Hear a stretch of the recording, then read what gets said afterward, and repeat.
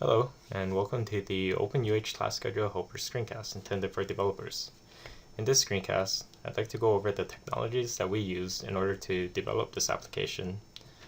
I'll give you a quick run through of the code, and at the end I'll show you how to upload this application to Cloudbees. Our application was developed using the Play 2 framework. It has Twitter Bootstrap at the front end, MySQL at the back end, and it was developed using Eclipse as the IDE. Now, this is a list of the version numbers of the other technologies that we use, and we're going to assume that you have the JDK installed as well as Play. So you can open a command line and type in play-version to verify that you have Play running properly, and Java dash as well as Java C. And if you get something like this, then that means that you're good to go. I use TidySQL 8.3 to connect to the database, just to make sure that the data was input properly. My Eclipse version is Eclipse Kepler Service Release 1. We used MySQL Server 5.6. And this is the current version of Jaunt. Jaunt is what we use to web scrape the class availability page so that we could get the courses. Okay, so now I'd like to quickly go over the setup of our application. And the first thing you should do is, of course, clone the repo from GitHub, which you can do by just downloading it as a zip or as a tar file. And just remember where you saved it. And the next thing you want to do is define these environmental variables. And they can be whatever values you want. You can connect to any MySQL database, but just be sure that your user has write privileges so that they can create tables. And then once that is set up, you can just open a new terminal and navigate to where you downloaded our repo. You type in play and run, and then it should be good to go. And if you open up a new tab and go to localhost port 9000, our app should load up. Before walking through the code with you, I'd like to go over this little ER diagram that we made before we implemented the MySQL backend. And it looks pretty simple, but it actually helped us out a lot. And so we have this user info table, which adds a user whenever they log in for the first time, which doesn't take duplicates. The course table, which adds a course to this table after it web scrapes. And then finally, we have the course roster. This table is used when a user adds a course to their schedule or to their watch list. And so you'll be able to query this table. You query by username, and it'll return the courses that they added, or they added to their schedule or to their watch list. Okay, so now I can quickly go through the code with you. And the first thing that you want to do is to open up this global.java. And this file loads on start. And you want to uncomment these lines here. It says web scraper. And this scrapes the class availability page to put courses into your database. And so your tables will be empty, of course, initially. But after running the scraper, then it should end up with all of these values, something like this. So now I can run the server. And I would just go here to localhost port 9000. And you can see that the application is now scraping.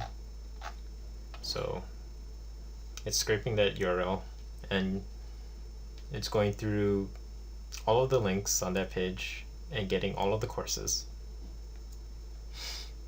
And we also parse the meeting times at this time. And our meetings table looks like this, with each day on its own row. And the reason that we needed to do this was so that it would make it easier to implement the full calendar. Okay, so now you can comment these lines out so that it doesn't scrape every time you reload the page. And now I'd like to talk about the actual page templates. So this is the main, and every page is based off of this. More specifically, this header or this nav bar and this footer with our contact information. We use this so that we don't have to type this code every single time on every single page. So as you can see here, the nav bar, this is the code for the nav bar, and then this is the code for the footer. Now this add content is replaced when you visit the other pages. So for example, this is the index page, and I know it's the index page because if I go to the routes, I can see that we're here.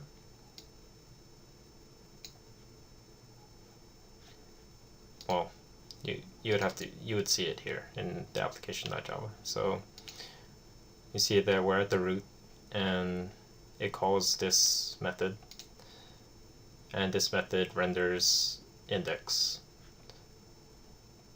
So that's this file. And this will replace the where it said add content here. It'll replace this with this code. And now I would just like to make a quick edit for the sake of this screencast. So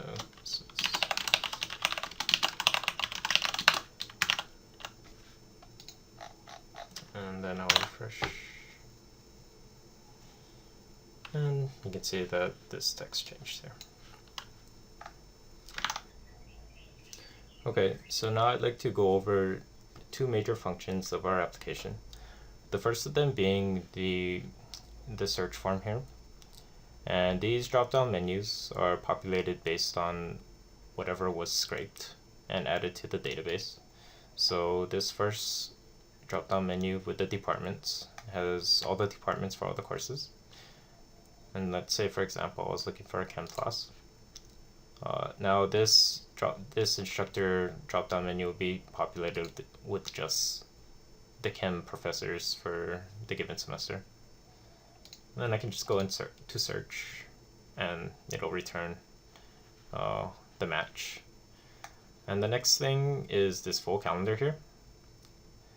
And as you can see, if there's a conflict, it will display in red that, okay, there's a conflict here. And if I just wanted to add something to the schedule, it should pop up. Oh, okay, here, add. And so there, I added chem, and I have 3 courses on my current schedule. And I can also add it to my watch list. So I'll add. And you can see all of this information on your account page by clicking on your name or your email, and it will show here. And there's also the option to remove. So whenever you remove a course from your account page or from like your schedule, like say I wanted to remove this one,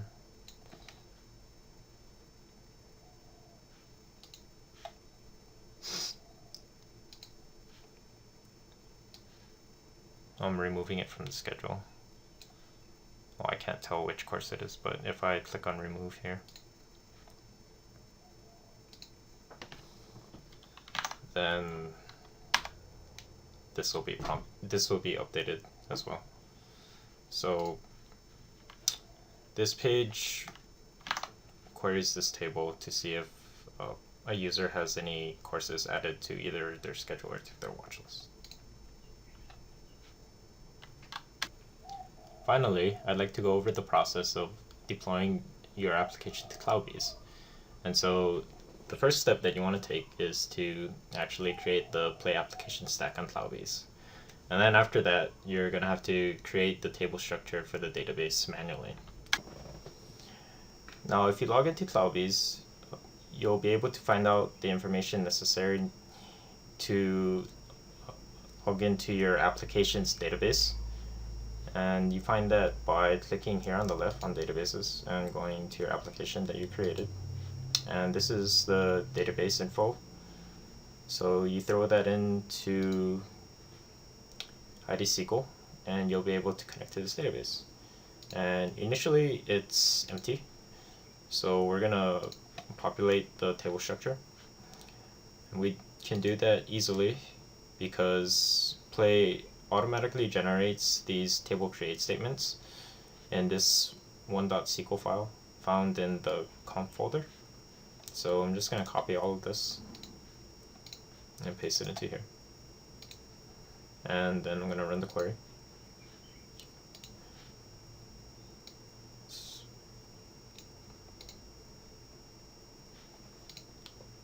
And refresh.